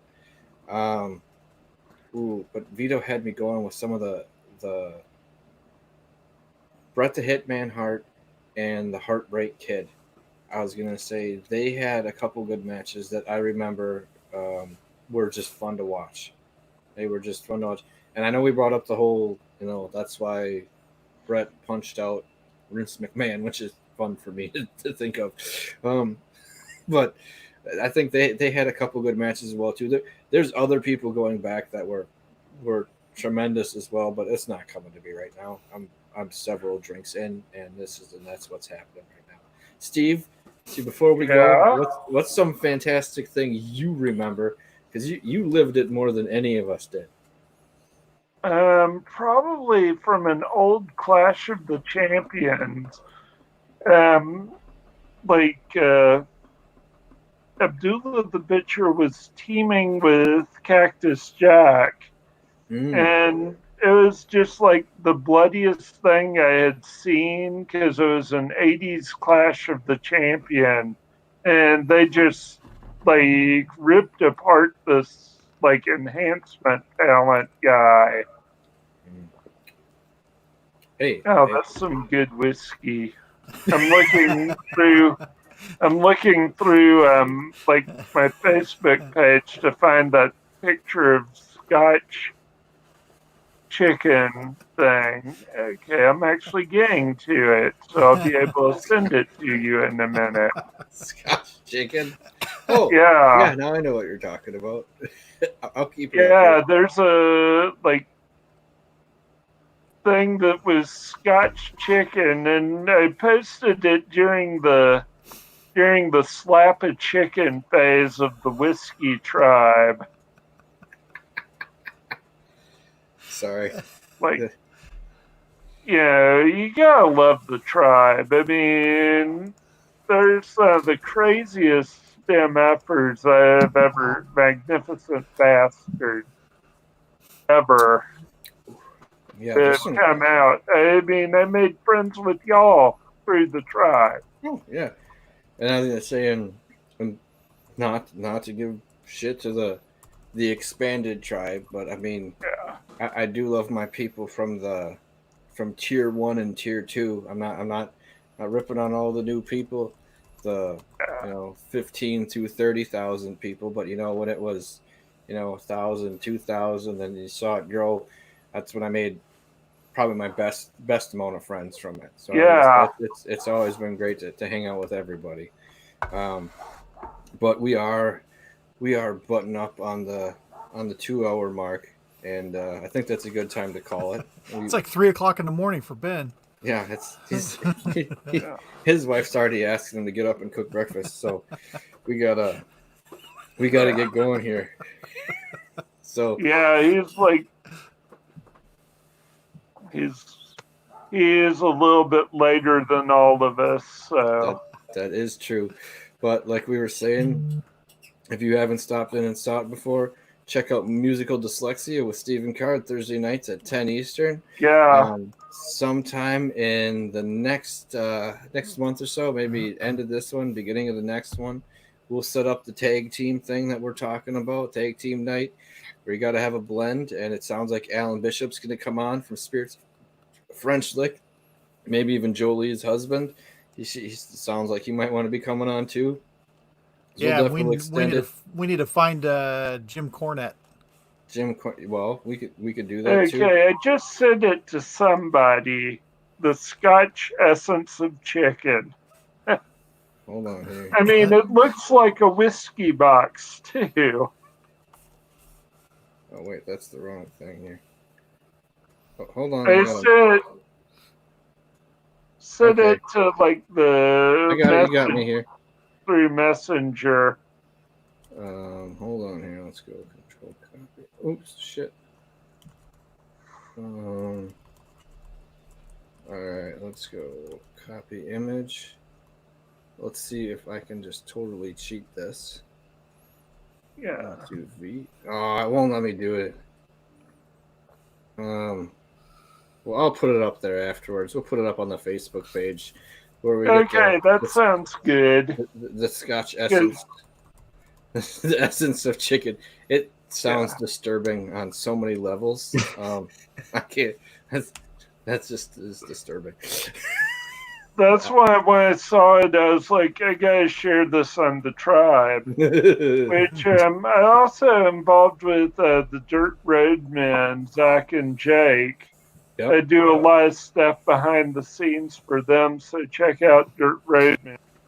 Yep, they're fun to watch. They do a lot of whiskey and cigar reviews. I'm not big on the cigars, but that's me. But whiskey, definitely.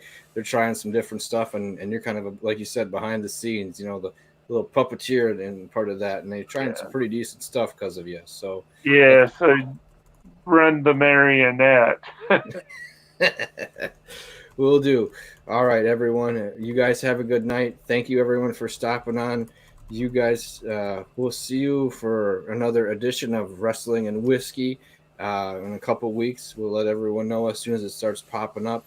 we'll give everyone the tag team thing so that you can have the idea of A, what was your favorite tag team, why, and B, what is your favorite whiskey combination.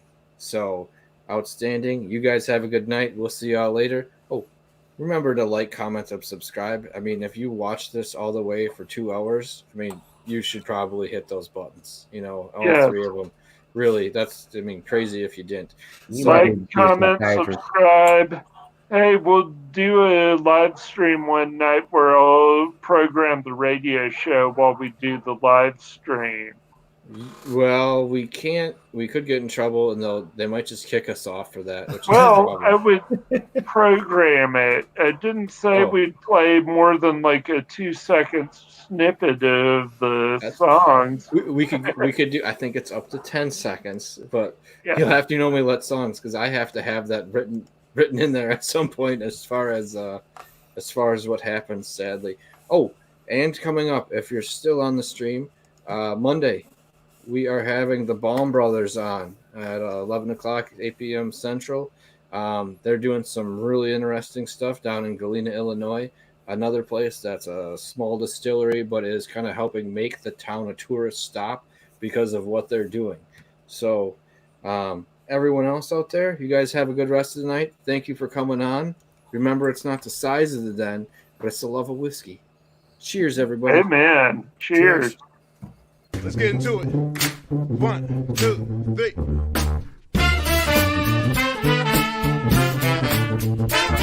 3.